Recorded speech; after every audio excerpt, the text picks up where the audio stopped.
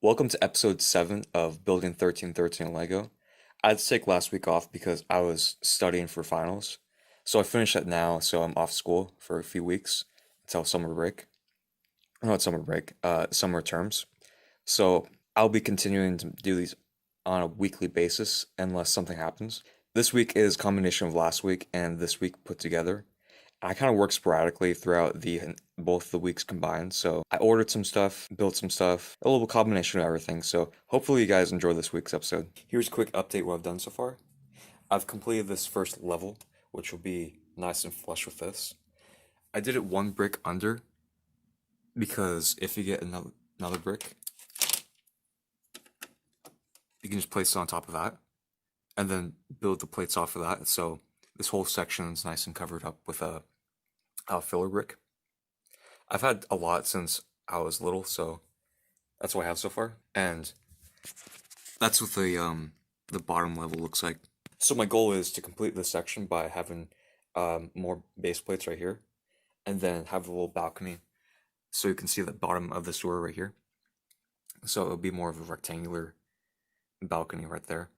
And then after that, I'll cover up this little section right here with more plates and start to place some ordinary Lego bricks compared to Duplo right here. So I have everything nice and flush with this side. So let's go do that. So I started working on this section of the MOC. I wasn't sure if I wanted to continue having things being perpendicular or have things at an angle, but I remember that I have to make sure this whole thing is sturdy so I can take these transclear bricks at the bottom out.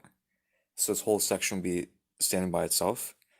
So I came up with this method that it actually is pretty cool. So I use these longer bricks alongside with using 2x2 jumper plates in the center. And then since it's at an angle, that 2x2 jumper plate actually has can fit in the center of it, and it perfectly connects like that. So I did that on both of these sides. But on this one, it's a little bit odd because I had to use a different technique. So it actually has a 2x2 plate with like a hole in the center, and then combined with the 2x2 jumper plate. So this is the same thing, but it's at a different angle. So I'll continue that on from these other struts right here, alongside right here. It's a lot different compared to this turntable method I did before. Since I don't have that many parts of these, I'm not going to use this method. Instead, I'm going to use this instead. So far in this MOC, I've created this section where Anakin and Rex are actually entering the facility, and it's the scene where this happens.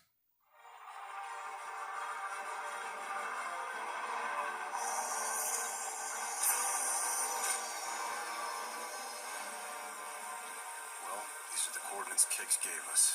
Let's hope Fives is inside. I hope he knows what he's doing.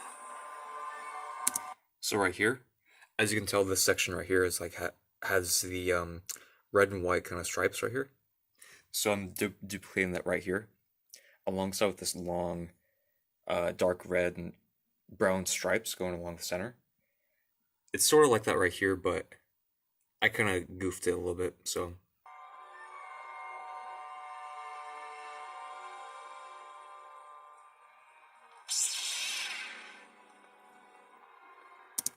So in this scene right here, it's going to be an exact duplicate right here.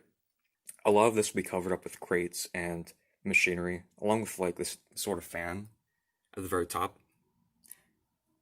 And this section right here will be where Fives is killed. But going on to different techniques, this whole section is all sideways. And I want to make sure a lot of this is perpendicular right here, since it's really difficult to continue on that sideways technique onto these perpendicular studs.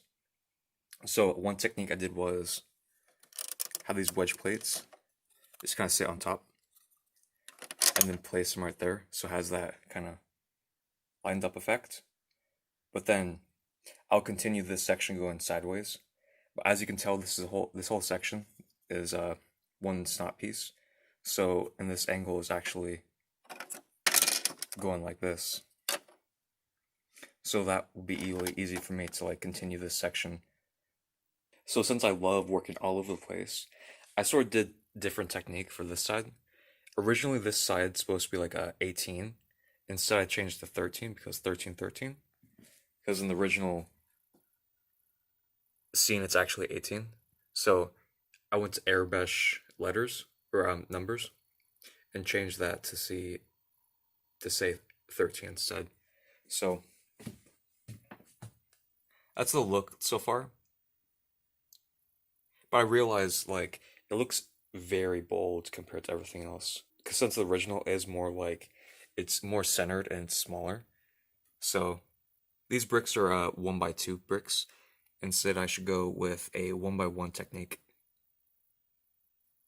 So a few weeks ago, I ordered some items off Minifig Madness, and these items are, I would say, not necessary for the mock, but do kind of enhance it in a certain way. So about like 2 weeks ago, they started to make some custom heads, custom printed heads, and these are what I ordered. As you can tell, so that's Jesse's face, and then this is why I ordered the whole order, is because I wanted the Five's face, and then this one's hard to tell, but it should be Cody, yeah, because he has a scar on his left eye, and then Wolf on the top. Yeah, now let's go see what these look like in better light. Here's a closer look at these minifigure heads. So I realized that it's not the best printing, but it's pretty good for what you get. So I noticed that the printing is on like one face of it and doesn't wrap around and then sort of fades off to the side, which is fine. But I would love to see this whole Republic insignia and correct format. But other than that, it's really nice quality. But some heads have like a little residue on the very bottom of it. That one's alright. But with Fives, it's hard to tell, but there's like some gunk on the sides. Like right there. But it's really easy to clean off. But the overall printing quality, I would say, is very good. Nice crisp lines.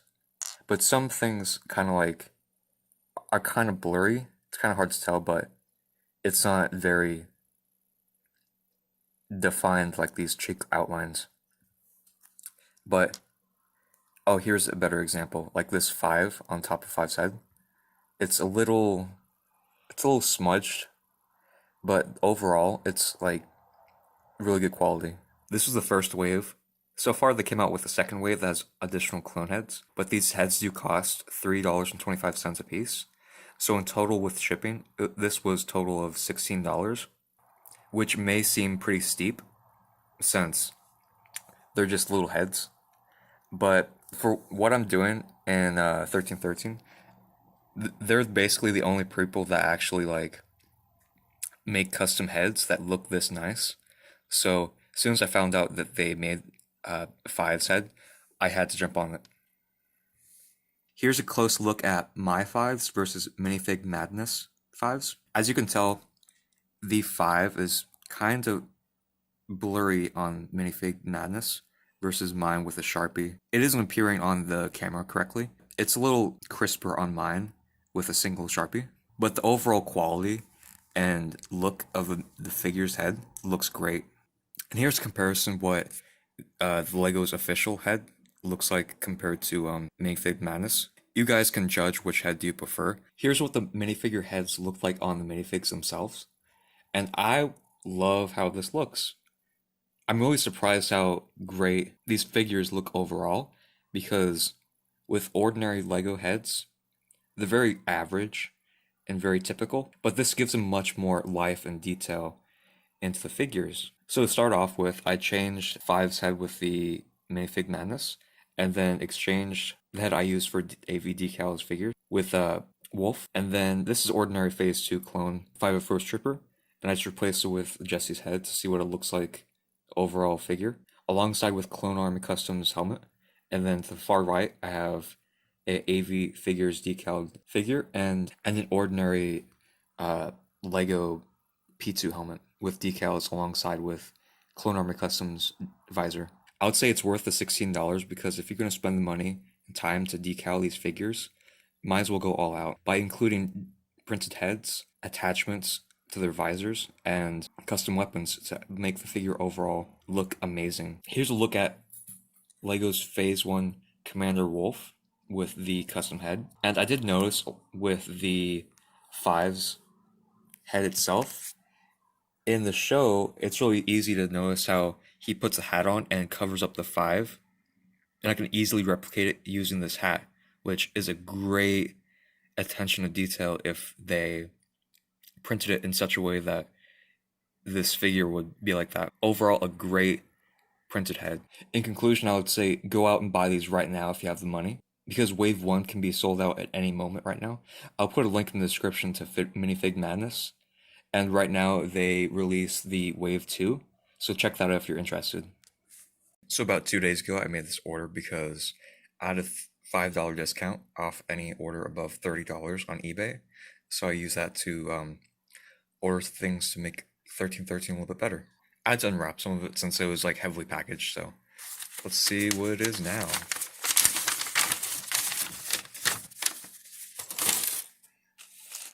There's that.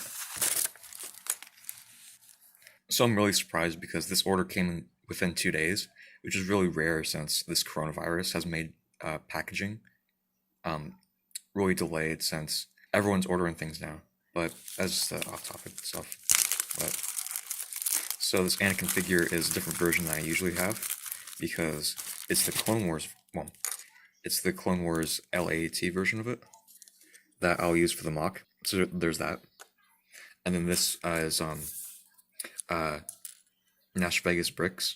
So basically, they sell everything on that card. It's really good source because you don't want to pay shipping for all these different items.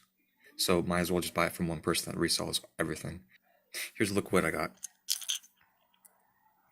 So some Mandalorian heads, well, different variants of Mandalorians, or bounty hunters, and some printed arms or DC-17s, and then ordinary backpack.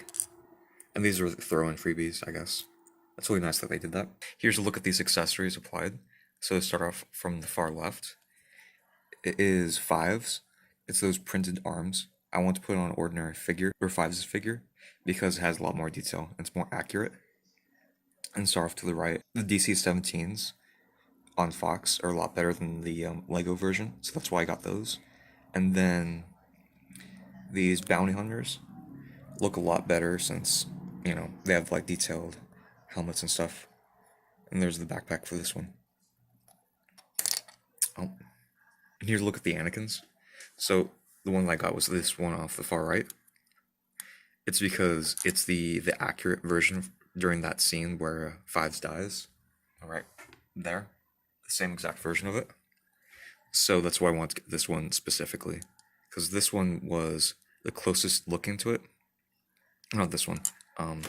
This one version of Anakin, the closest looking, but it wasn't this version of it. So I kind of felt like I had to get the correct version of it because if I'm spending this much money on a MOC, might as well have the same or the accurate figures. So overall this week I did a lot, but not that much building. But in next week's episode I'll make sure to go into more detail about LED lights I'm incorporating this MOC in a little bit. And eventually we get to use these orders that I've been purchasing recently. Like right in front of you, you see the new Anakin I just got, and the Captain Rex with the DC-17s. So that brings this episode to a conclusion. So have a good day and keep on building. See you next time.